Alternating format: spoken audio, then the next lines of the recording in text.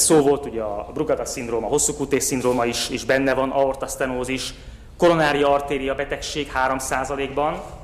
Erre azért hívom fel a figyelmet, mert ugye ez a fiatal sportolók, 35 év felett ez a 3%-os koronária artéria betegség, ez 85%-ra változik, tehát 85%-ban a koronária betegség az oka a 35 év feletti sportolói hirtelen szívhalálnak. Hogyan szűrjük ki a kórosat a sportolóknál? Ugye ez nem egy egyszerű feladat, főleg amikor nem az MRI-vel kezdjük a vizsgálatot, meg nem a szofisztikált elektrofiziológiai vizsgálómódszerekkel, aminek önmagában persze lehet helye a sportolói diagnosztikában, de alapvetően a családi és a saját kórelőzménynek a feltárása, fizikális vizsgálat, és aztán további kivizsgálás a kóros, és ez pedig az Egyesült Államoknak az ajánlása, az American Heart Association ajánlása, ami azt mondja, hogy még nem kell EKG. Az európai ajánlás viszont, és ez az ajánlás, amit majd fogok róla beszélni az egyik ábrán, amit az Olimpiai Bizottság is elfogad, EKG is szükséges a szűréshez. Tehát kórelőzmény, fizikális vizsgálat és EKG. És az európai eredmények. Ez Veneto tartományban 79 óta prospektívan követnek minden regisztrált sportolót.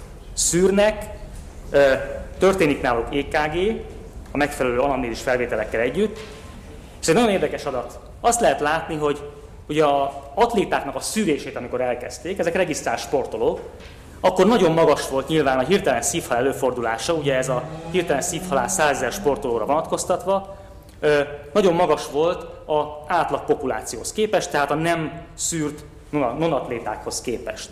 És hosszú évtizedek azok, tehát itt igazából nem lehet hónapok alatt eredményeket elérni, évtizedek azok, amik 90-es évek vége követően a szűrt atlétáknak a hirtelen szívhalála, a nem szűrt nonatlétáknak a hirtelen szívhalál gyakorisága alá ment ezzel a szűrési programmal, tehát hogy EKG és a megfelelő szűrési tevékenység évente.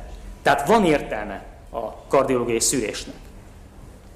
Ugye a kórelőzmény és fizikális vizsgálat nyilvánvaló, hogy fontos, hogy hirtelen szívhalál fordult elő elsőfokú rokonban, illetve eszméletvesztés, szívzörej, vérnyomás, volt-e valamiféle eltérés, a külső jelek a fizikális vizsgálat során, az EKG eltérések, szívultrahang vizsgálat, és aztán utána jöhetnek az egyéb vizsgálatok, amik ugye abszolút tipizálják azt, hogy ez a valkamrai hipertrófia, ez milyen, vagy pedig az aortasztenosnak a foka, DCM, jobbkamrai aritmogén diszplázia, vagy koronária anomáliája van-e az illetőnek. Ezek összesen, ezek a szűrések 74%-át tudják megelőzni a hirtelen 35 év alatti hirtelen szívhalálnak.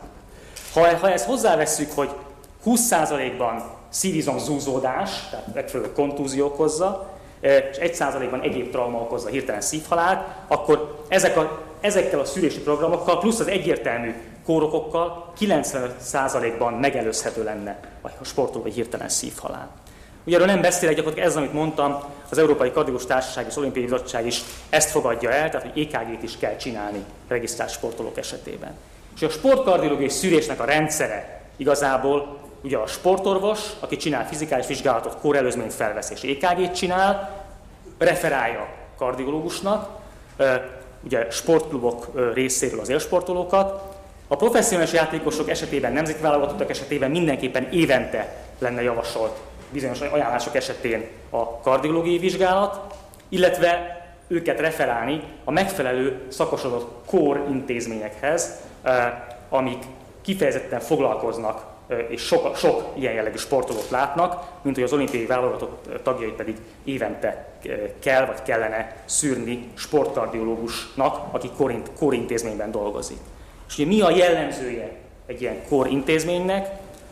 Az élsportoló szűrésére és kezelésére alkalmas személyzet, akik sok ilyen élsportolót látnak, élsportolók vizsgálatára és kezelésére alkalmas invazív és nem invazív eszközök, amit ugye hallottunk Tóth doktor előadásában is, és megfelelő regiszterek vezetés ezekben az intézményekben, nemzetközi együttműködések klinikai és kutatási szinten.